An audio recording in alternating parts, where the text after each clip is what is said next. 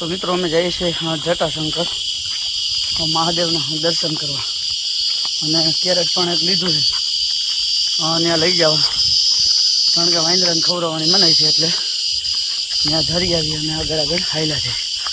એટલે ગઈરનું લોકેશન છે મિત્રો. ગઈર જ છે આવી ગયા આમ તો, અને તડકો પણ આવ્યો તો ધીરે ધીરે હાયલા છે.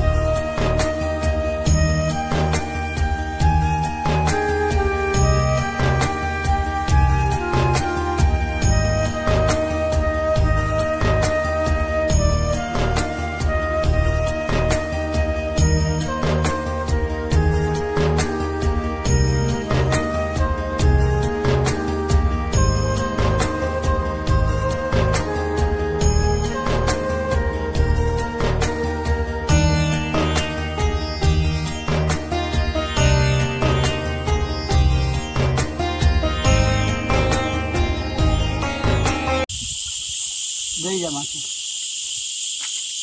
હાલે ને પણ મારી લે ત્રણ મણો.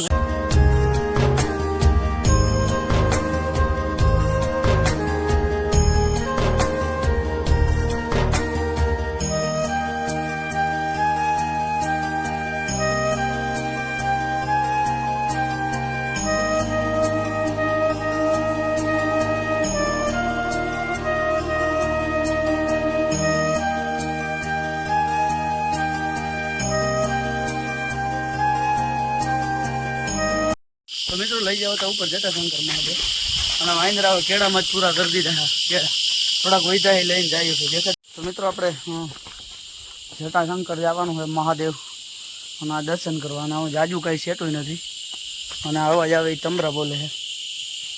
ગીર જંગલમાં બોલતા જ હોય મિત્રો. એટલે 100 પગથિયા કેમ કે આજે આજુબાજુ છે અને અહીંયા બોટ પણ મારેલો છે. જટાશંકર જવાનું મિત્રો તો એ તમને દેખાડી દેજો. મધ્ય ઘરમાં આવેલું છે જટાશંકર.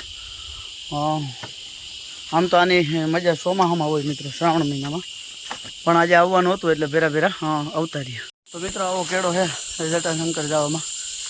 રસ્તો ટૂંકમાં પગથિયા પૂરા થઈ ગયા. હે ફાઇનલ ખબર નથી. જો આ ભાઈ કોકે સડાવે છે. હવે આપણે તો કંઈ આવ્યા નથી. ઘરની વૈસારે આમ તો સિંહ દીપડાની પણ અહીંયા મિત્રો બીક લાગે, પણ આપણે નથી લાગતી. આવો કેળો છે અને આમાં ચોમાસાને બહુ મજા આવતી મિત્રો, પણ આપણે લીધો છે ઉનાળો એટલે ચોમાસા પણ આવશું મિત્રો. તો મિત્રો આપણે આવી ગયા જુનાગઢ જટાશંકર મહાદેવ, જેને આપણે વાટ જોતા હતા. મહાદેવના પણ દર્શન કરી લઈએ મિત્રો વિડીયોના માધ્યમથી, કારણ કે જાજો સમય થઈ ગયો અહીં આવવાનું નથી મિત્રો. અને પછી આપણે આવી ગયા પથ્થર ઉપર હાલવા મિત્રો, ત્યાર પછી નીકળી ગયા હેઠે જ. બપોર વિચારવા મિત્રો થાકી ગયા છે, આરામ કરવાનું કરી દીધું છે. ચાલો એક ઝાડવામાં જો ટીંગાણા દેખાડું તમને. કાયદેસરના બપોરે નીંદર હાલે છે. જો ના બધા અહીંયા ગોઠવાઈ ગયા. આમ તો મિત્રો અમે હેઠે ઉતરવા થોડાક જ પગથિયા બાકી છે. જટાશંકરના 500 પગથિયા જેવું છે ને, થોડીક કેડી છે એટલે આનું વ્યૂ ચોમાસા જોરદાર હોય. પણ આપણે તમને મેં આગળ કીધું ઉનાળે આવી ગયા, પણ કયા કયા ચોમાસા પણ આવશું મિત્રો. બીજા આપણે બોરદેવીનો વ્લોગ બનાવવાનો છે. બોરદેવી પણ જવાનું છે.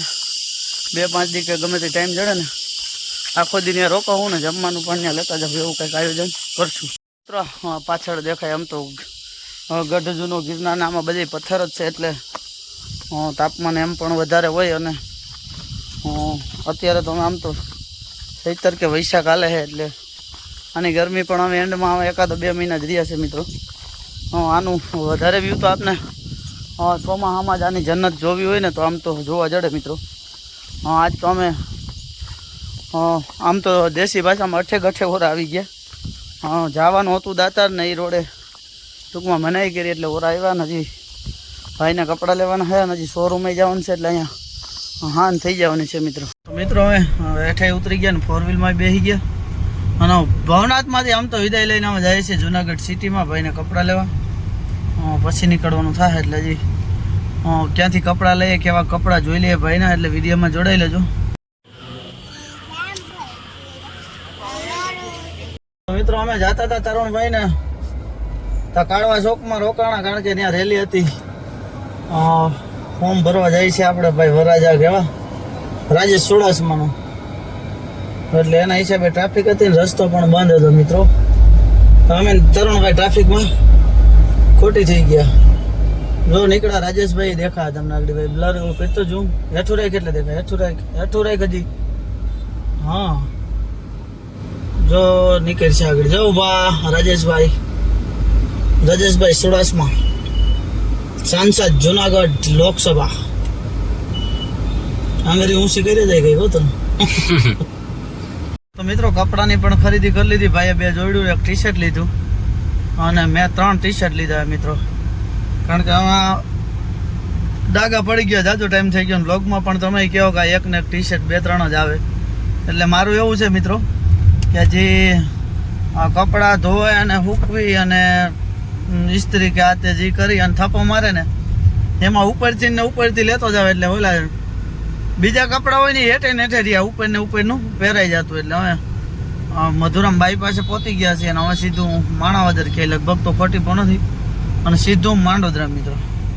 તો મિત્રો આજ તો તડકો પણ બહુ ખાધો અને જુનાગઢ ને ગિરનારની મોજ માણી. જવાનું હતું દાતાર અને જવાઈ ગયું જટાશંકર મિત્રો. એટલે આ કુદરતની માયા છે આમાં તો ઠાકર કરે ઠીક. આપણે આ છેલ્લે લગીને તમે વિડીયો જોયો બદલ આભાર, થેન્ક યુ, ધન્યવાદ. રામે રામ દાયરાને મળીએ આગલા વ્લોગમાં.